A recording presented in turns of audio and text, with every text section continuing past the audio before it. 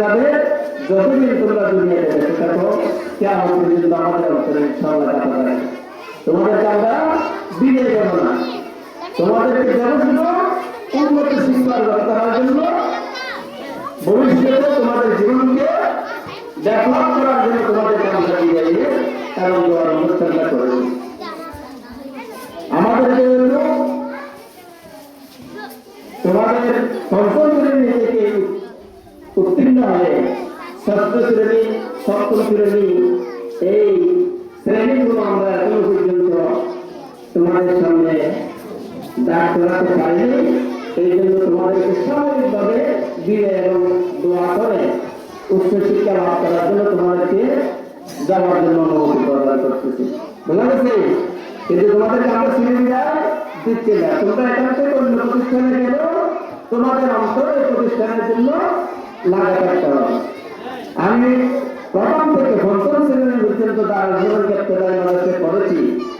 আমি আজকে ম্যাজিস্ট্রেট হয়েছি, আমি আজকে ইউনো হয়েছি, আমি আজকে ইঞ্জিনিয়ার হয়েছি, আমি একটা পাইলট হয়েছি।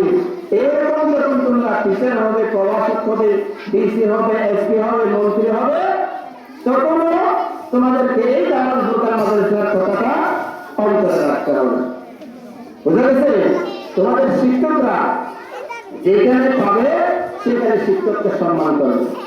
তোমাদের এই প্রতিষ্ঠানের কমিটি বৃন্দ, মেহমান বৃন্দ আমাদের সামনে চেয়ারে বসা আছে, এদেরকে তোমরা যেখানে পাবে সেখানে একটা সালাম করে পরিচয় দিবে। আমি জামাল ফুরকান মাদ্রাসা একজন ছাত্র ছিলাম, আমি আজকে মাস্টার হয়েছি, আমি আজকে প্রভাষক হয়েছি, আমি একটা মাদ্রাসার প্রিন্সিপাল হয়েছি, আমি একটা কলেজের অধ্যক্ষ হয়েছি। এভাবে পরিচয়টা তোমরা আমাদেরকে দিবে। তখন আমাদের মন আরো কি হয়ে যাবে? প্রফুল্ল হয়ে যাবে, আরো খুশি হয়ে যাবে।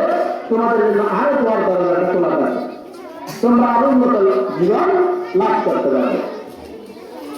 এইভাবে তোমরা এখান থেকে যাওয়ার পরেও এই প্রতিষ্ঠানের জন্য দরদ এবং মায়া থাকতে হবে এবং শিক্ষকদেরকে সম্মান করবে, কমিটির সদস্যবৃন্দ এবং দেশের যে কোনো মানুষ যদি তোমরা যেখানে পাবে সেখানে তাদেরকে সম্মান করবে।